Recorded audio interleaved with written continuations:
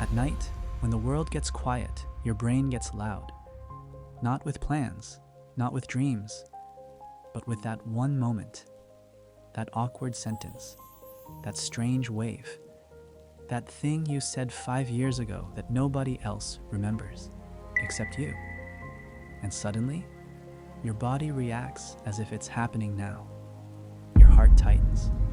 Your face heats up in the dark. You shift in bed, wishing you could physically escape a memory. Why does the mind do this? Why does it dig up social mistakes when you're trying to rest?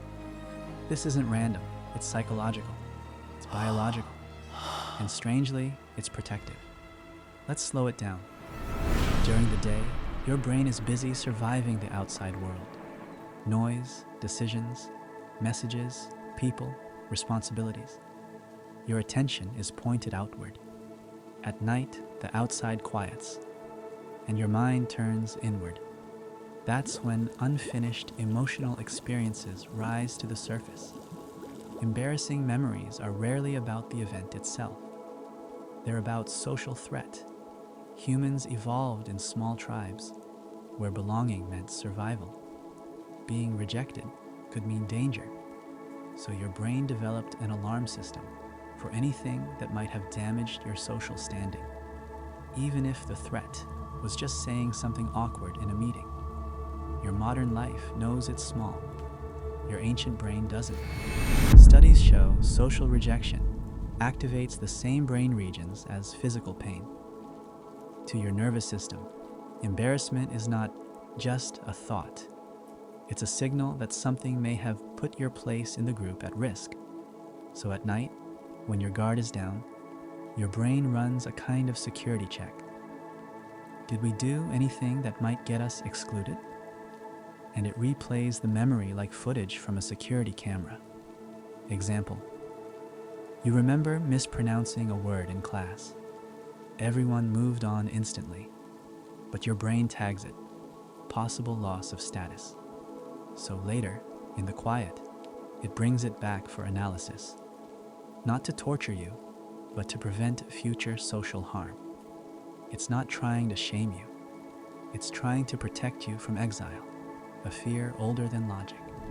During the day, your thinking brain, the part that plans, speaks, and solves problems, is busy. It keeps emotional memories in the background. At night, that thinking layer relaxes, but the emotional brain stays active. That's why embarrassing memories feel more intense in the dark. You're not more ashamed than before, you're just less distracted from it.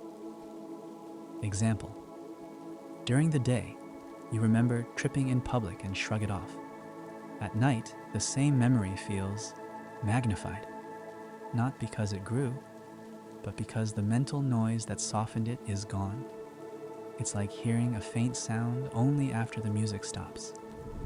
The mind has a habit called counterfactual thinking, imagining how things could have gone differently. After social discomfort, your brain asks, what should we say next time? How do we avoid that again? So it replays the moment, edits it, rewrites your lines. Example: you remember an awkward joke that didn't land. In bed, you suddenly think of the perfect response you should have said. That's not random regret. It's your brain rehearsing future social survival. The problem is, this rehearsal feels like it's happening in real time. Your body reacts to the emotional memory, not the calendar. Your brain builds a story of who you are: competent, kind, intelligent, socially aware. When you act in a way that contradicts that story, the mind flags it as important, not because it defines you, but because it doesn't. Example: if you see yourself as articulate, but once stumbled badly during a presentation, that memory gets stored with extra emotional weight. Your brain says, this doesn't match the self-image. We must understand it. So it keeps returning, like a puzzle piece that doesn't fit neatly. The discomfort isn't just about the moment. It's about the gap between who you believe you are and how you appeared for a few seconds. When you vividly recall embarrassment, your body releases stress signals as if the situation is happening now. The brain areas that process emotion don't clearly separate remembering from experiencing. So lying safely in bed, you feel exposed. Not because you are, but because your nervous system is replaying the state, not just the story. Example: you remember being laughed at years ago, and your stomach tightens instantly. Your body is reacting to a ghost, but it doesn't know it's a ghost. So what does all this mean? It means those nighttime replays aren't proof you're socially broken. They're signs your brain is deeply wired for connection, safety, and belonging. Your mind is scanning the past to secure your future. But here's the quiet truth. Most of the moments your brain replays were never recorded in anyone else's memory with the same intensity. Other people are busy replaying their own. Your embarrassment feels permanent because you felt it from the inside. Others saw it from the outside briefly and moved on. The mind holds on to social discomfort because connection matters to us. It's not weakness, it's evidence that you are built to live among others. And maybe the goal isn't to stop the mind from replaying, but to recognize what it's trying to do. It's not saying you are flawed. It's asking, are we still safe with others? In the quiet of the night, your brain runs ancient safety software. It scans for signs of exclusion, edits past interactions, and tries to refine who you are in the social world. Not to shame you, but to keep you inside the tribe.